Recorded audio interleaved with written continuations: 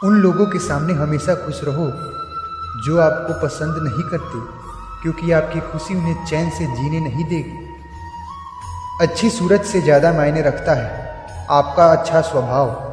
सूरत तो उम्र के साथ ढल जाती है, लेकिन अच्छा स्वभाव आपका जिंदगी भर साथ देता है।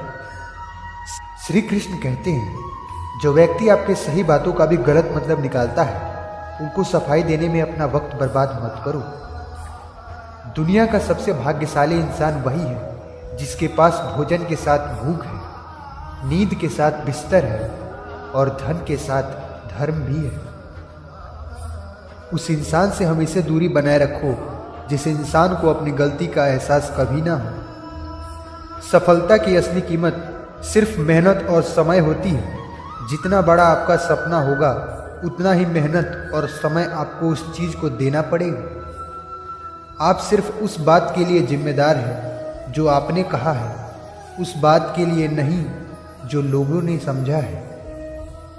कभी किसी चीज़ पर घमंड आए तो शमशान का एक चक्कर जरूर लगा लेना। तुमसे बेहतर लोग वहाँ राख बनकर पड़े होंगे।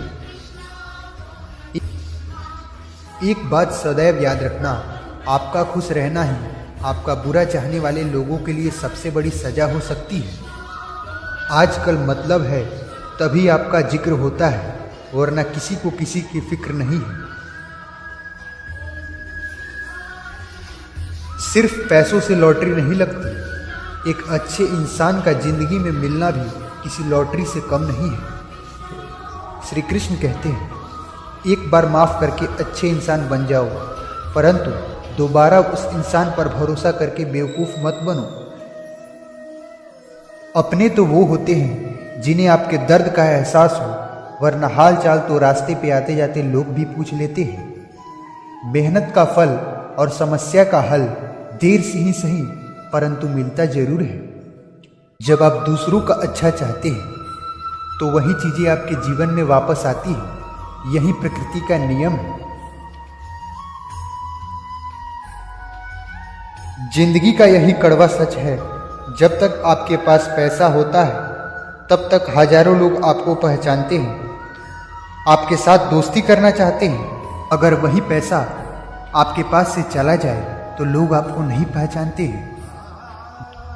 जो लोग दुख सुख में साथ देने का वचन देते हैं, वो लोग भी आपको पीछे छोड़कर चले जाते हैं। इसलिए शायद कहा जाता है, गरीब लोगों को कोई रिश्तेदार नहीं होता, जबकि अमीरों के घर में रिश्तेदारों का दरबार लगा रहता है।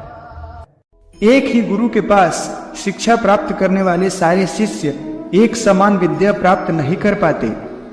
सारे शिष्य गुरु की बातें सुनते हुए तो अवश्य दिखाई देते हैं, उनकी पूजा करते हुए दिखाई देते हैं, किंतु एक समान विद्या प्राप्त नहीं कर पाते। क्या कभी विचार किया है आपने, ऐसा क्यों होता है? सत्य तो यह है कि ये विद्या प्राप्त ना कर पाने वाले शिष्य समर्पण का दिखावा तो करते हैं, किंतु समर्पण का वास्तविक अर्थ नहीं समझते।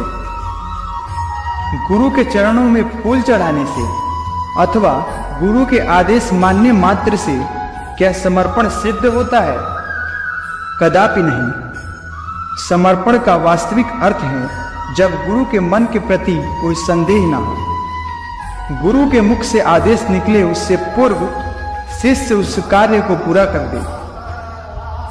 गुरु के विचारों के साथ शिष्य के विचार एक हो जाएं। शिष्य जब तक अपने गुरु में ब्रह्म, विष्णु एवं महेश इनके रूप ना देख ले, तब तक उसका समर्पण सत्य नहीं है। वास्तव में समर्पण किसी कार्य का नाम नहीं है। समर्पण तो ये हृदय की भावना और मन की स्थिति का नाम है, अर्थात ज्ञान प्राप्ति सदा ही समर्पण से होती है। यह हम सब जानते हैं, परंतु क्या हमने इस पर कभी विचार किया?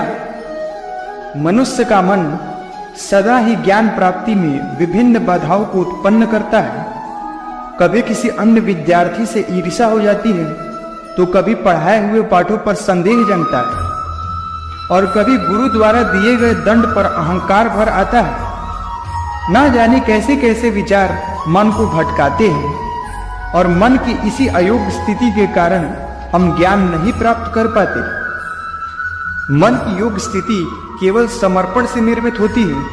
समर्पण मनुष्य के अहंकार का नाश करता है तथा ईर्ष्या, महत्वाकांक्षा आदि भावनाओं को दूर करता है एवं हृदय को शांत करके मन को एकाग्र करता है। वास्तव में ईश्वर की सृष्टि में न ज्ञान की मर्यादा है न ज्ञानियों की। गुरु दत्तात्रेय ने तो गाय एवं श्वानों से ही ज्ञान प्राप्त कर लिया था। अर्थात विषय ब्रह्म ज्ञान का हो या जीवन ज्ञान का या गुरुकुल से प्राप्त होने वाले ज्ञान का, उसकी प्राप्ति के लिए गुरु से अधिक महत्व है उस गुरु के प्रति हमारा समर्पण। क्या ये सत्य नहीं है? स्वयं विचार कीजिए। साथियों, दुनिया में अकेला वो नहीं होता जो अकेला दिख रहा है, परंतु अकेला तो वो होता है जो साथ होकर भी अकेलेपन को महसूस कर रहा है। आपको खुद के अकेले होने पर उतना गम नहीं होता जितना किसी और के साथ देखकर होता है। श्री कृष्ण कहते हैं, जब समय बुरा चल रहा हो तो इस दुनिया में सलाह देने वाले हजारों लोग आ जाते हैं, परंतु जब साथ देने की बारी आती है तो केवल परमात्मा ही साथ आते हैं। इसलिए संबंध परमात्मा से अच्छे बना लो ताकि तुम्हें किसी और की ज़रूरत ना पड़े, तुम सब की ज़रूरत बन जाओगे। जीवन में सफल होना है तो अकेले रहना सीखो, क्योंकि इंसान अकेलेपन में नहीं किसी के साथ शिकार बनता है। जीवन में आप सबसे ज़्यादा अकेले तब होते हैं जब आप किसी को पाने की कोशिश करते हैं। इसलिए जिसने साथ दिया उसका साथ दो, और जिसने तुम्हें त्याग दिया उसे तुम भी त्याग दो। हर काम की नई शुरुआत हमें भयभीत अवश्य करती है, पर याद रखना, सफलता हमें मुश्किलों को पार करने के बाद ही मिलती है। जहाँ आदर नहीं वहाँ जाना मत, जो सुनता नहीं उसे समझाना मत, जो पूछता नहीं उसके यहाँ खाना मत, जो सत्य पर भी रूठ जाए उसे मनाना मत। ताकत अपने शब्दों में डालो, आवाज़ में नहीं, क्योंकि फसल बारिश से होती है, बाढ़ से नहीं। किसी से ज़्यादा उम्मीद मत करना, क्योंकि जितनी ज़्यादा उम्मीद होती है उतना बड़ा घाव होता है। याद रखना, अच्छे वक्त को देखने के लिए बुरे वक्त को झेलना पड़ता है।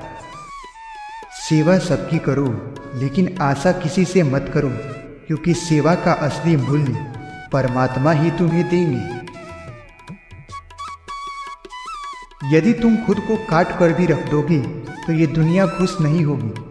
इसलिए वो करो जो तुम्हारा दिल कहता है, वो नहीं जो दुनिया चाहती है, क्योंकि दुनिया की पसंद तो बदलते वक्त के साथ बदल जाती है। किसी के बुरा वक्त आने पर उसका हाथ पकड़ो, उसे हिम्मत दो, क्योंकि बुरा वक्त तो थोड़ी देर में चला जाएगा, लेकिन वो आपको दुआ जिंदगी भर देता रहेगा। मनुष्य सुबह से शाम तक काम करके उतना नहीं थकता जितना चिंता और क्रोध के क्षण में थक जाता है। गलती मान लेना संस्कृति है और उसे सुधार लेना प्रकृति है। हम खामोश तब होते हैं जब हमारे अंदर एक बहुत बड़ा शोर होता है। घमंड के अंदर सबसे बुरी बात यह है कि वो आपको कभी महसूस ही नहीं होने देता कि आप गलत हैं। जिंदगी में दो चीज़ों पर घमंड कभी मत करना, पैसा और सूरत, क्योंकि गरीबी आते देर नहीं लगती और चेहरा किसी हादसे में बदलते जरा भी वक्त नहीं लगता। में आप चाहे अपना वजूद भी दांव पर लगा दें, पर वह तब तक ही आपका अपना है जब तक आप उसके काम के हैं। जिस दिन आप उसके काम के नहीं रहेंगे या फिर आप कोई गलती कर देंगे तो आपकी सारी इच्छाएं भूलकर वह अपनी औकात दिखा देगा। श्री कृष्ण से जीवन में कितना कुछ छूटा। पहले उनकी माँ छूटी, फिर उनके पिता छूट गए, नंद किशोरी भी छूटे, यहाँ तक कि राधा रानी भी छूट गए। श्री कृष्ण के जीवन में कुछ न कुछ छूटता ही रहा।